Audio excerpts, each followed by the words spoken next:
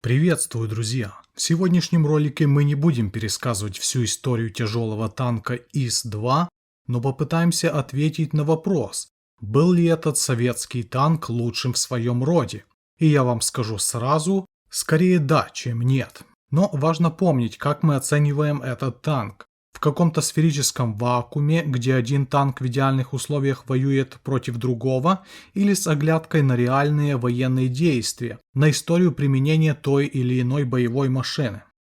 Появление танка ИС-2 было обусловлено эффективностью, точнее недостаточной эффективностью боевого применения более ранней машины ИС-1 или ИС-85. А ситуация была таковой, что ИС-1, формально тяжелый танк, не мог выполнять свои основные задачи – прорывать линию обороны противника, эффективно уничтожать укрепления и строения, ну и эффективно бороться с вражескими машинами. Причиной тому была недостаточно мощная 85 миллиметровая пушка, как для тяжелого танка. Она была хороша для среднего танка, но не подходила для тяжелого, исходя из вышесказанных задач. И второй важный нюанс – бронирование. К моменту появления танков ИС на поле боя в уже достаточном количестве применялись немецкие длинноствольные 75 миллиметровые пушки и 88 миллиметровые. Таким образом, воюющие на передовой тяжелые танки КВ-85 и ИС-85 могли достигать успеха, неся несоразмерные потери. Впрочем, необходимость адекватного ответа появилась еще в 1942 году с появлением танков «Тигр». И упомянутые танки ИС и КВ с 85 миллиметровыми пушками скорее оказались компромиссным вариантом. В 1943 году рассматривались варианты усиления вооружения танков ИС артсистемами 107, 122 и 152 мм. Из того, что было, главным конструктором Жозефом Котиным была выбрана 122 миллиметровая пушка А-19. Старая добрая корпусная пушка еще довоенной разработки, уже неоднократно доказавшая свою эффективность на полях сражений. С заделом на будущее был принят такой калибр для ИСа, и как оказалось не зря, ведь кроме «Тигров» и «Пантер» немцы до конца войны выпускали и более бронированные машины. По бронированию.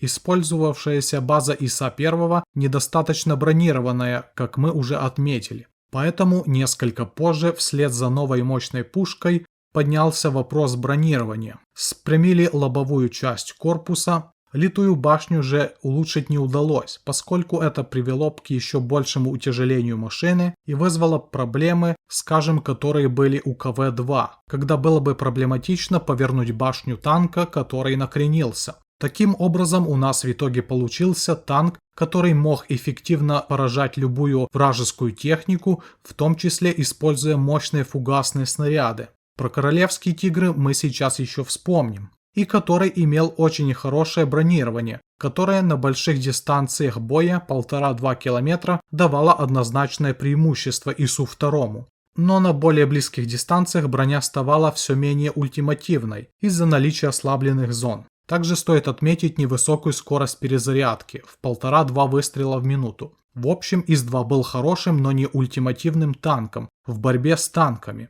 А после появления королевского «Тигра» на бумаге ИС-2 проигрывал ему в плане ТТХ.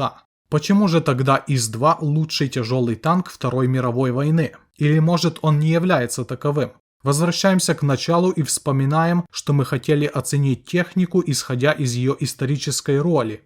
А реальность была таковой, что начиная уже с 1943 года Красная Армия начала вести активные наступательные действия, а это значит штурм укреплений, городов, фортификаций. Здесь 120 миллиметровое орудие с мощными фугасными снарядами как нельзя кстати, и скорость перезарядки уже не играет такой критической роли. При этом способность эффективно поражать танки противника оставалась. Появление новых королевских «Тигров» в количестве 500 штук не могло сыграть весомой роли, и, как оказалось в реальности, встречи ИС-2 с «Тиграми» и королевскими «Тиграми» были нечастым явлением. Кроме того, ухудшение качества брони делало немецкие танки еще более уязвимыми. Подводя итоги, можно сказать, что ИС-2 не был лучшим танком в борьбе с вражескими танками. но он был лучшим советским тяжелым танком и, пожалуй, по моему скромному мнению, лучшим тяжелым танком из существовавших, который хорошо бы подходил для страны, которая ведет активные наступательные действия в условиях 44-45 годов. Недостатков у него хватало, и проблемы машин начальных выпусков ни разу не ультимативный танк. Как раз наоборот, танк с набором компромиссов, но который хорошо подходил на ту роль, которая ему отводилась. Ну и, пожалуй, то, что этот танк находился на вооружении Российской Федерации еще в 90-х годах, что-то да значит. Дорогие друзья, пишите свои замечания и предложения по этому ролику, его содержанию. Ну и оставляйте ваше мнение о рубрике в целом, продолжать ли, о чем бы вы хотели услышать и так далее. Спасибо за просмотр, удачи, пока.